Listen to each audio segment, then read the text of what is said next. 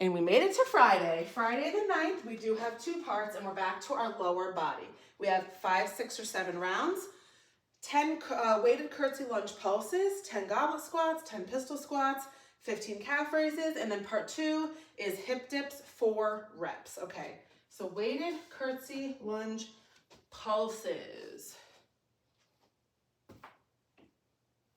1. Falling over. 2. 3.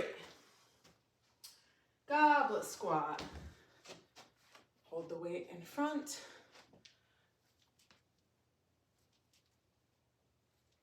Okay. Pistol squats. So this can be with weight or without weight.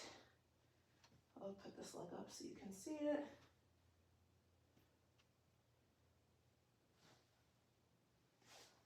1. 2. 3. And calf raises. I'm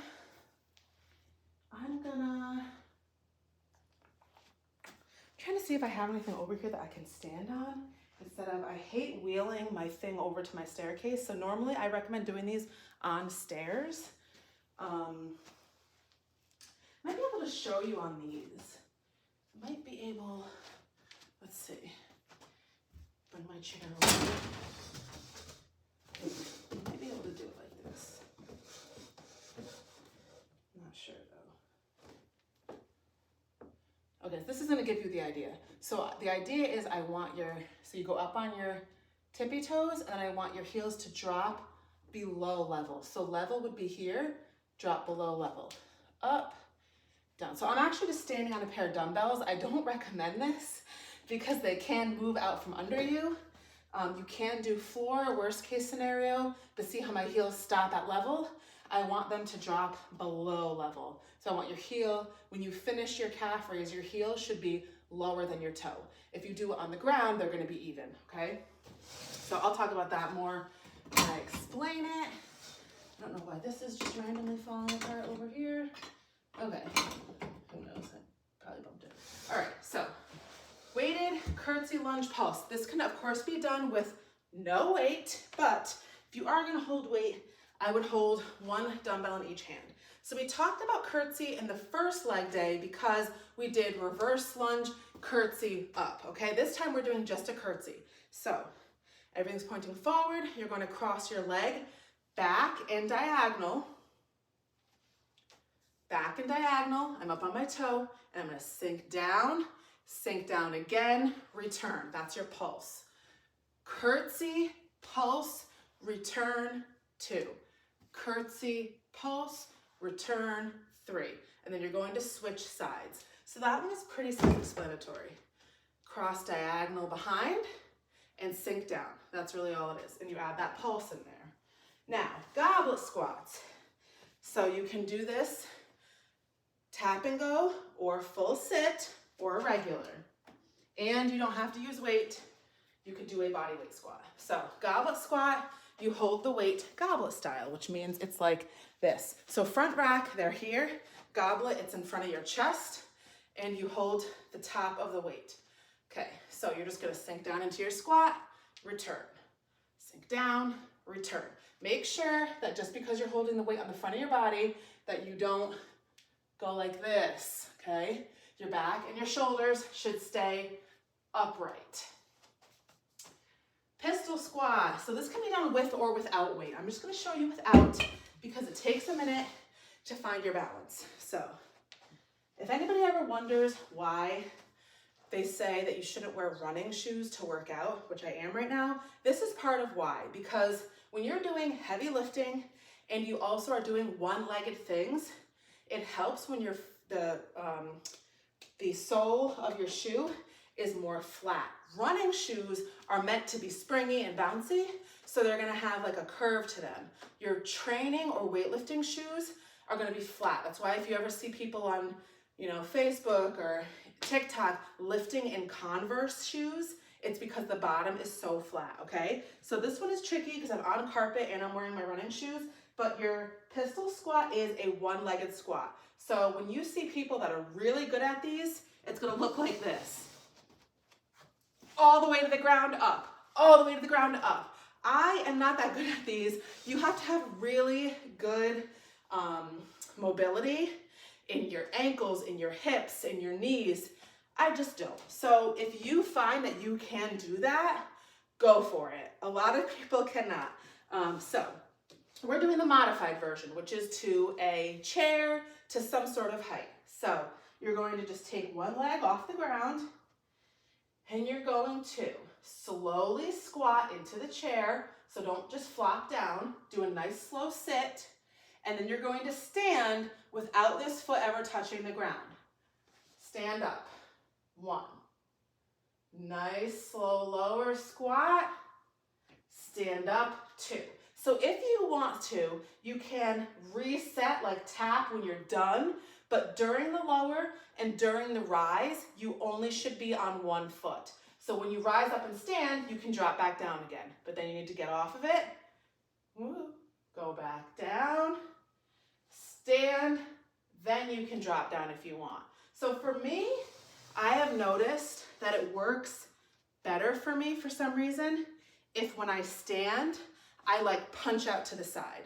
I don't know if that is just, if there's actual science to that, like widening my body makes me have more balance or what, but that's how it works for me the best. I lower and then I kick out to the side when I stand, and I find that that helps me keep my balance the best. So as you do these, you will find it works for you. And if you're going to hold weight, you would hold a dumbbell in each hand, okay? Lastly, we have our calf raises. So what I was trying to explain, which I'll show you on my chair, is when you do a calf raise, okay? You're on the middle of your foot, you're going to raise up to your toe, and when you lower, your heel should fall below your toe. Raise up on your toe, your heel should fall below your toe. If you're doing it on a carpet, your heel and your toe land at the same level, okay? So you can do it on a carpet. It's just not going to give you the full range of motion. Like if this was a stair, which I'm saying my stairs are over there, I don't feel like dragging my camera because it messes it all up, but I do it on stairs or on a ledge, and I have my foot about, the middle is about where the edge or the ledge is. I go up on my toe and then I drop down. So this part is stretching. When you drop that low, this part is building.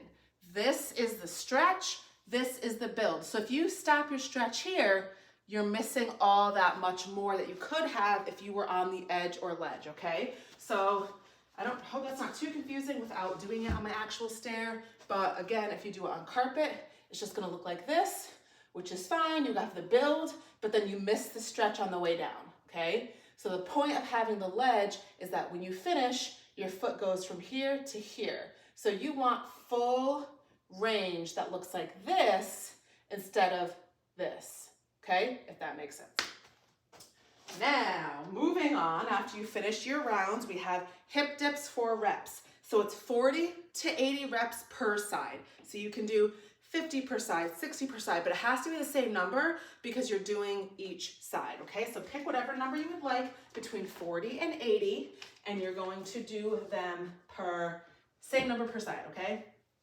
So we're gonna do this where you dip all on one side. So usually we do hip dips back and forth. I'm sorry, I'm thinking of hip touches.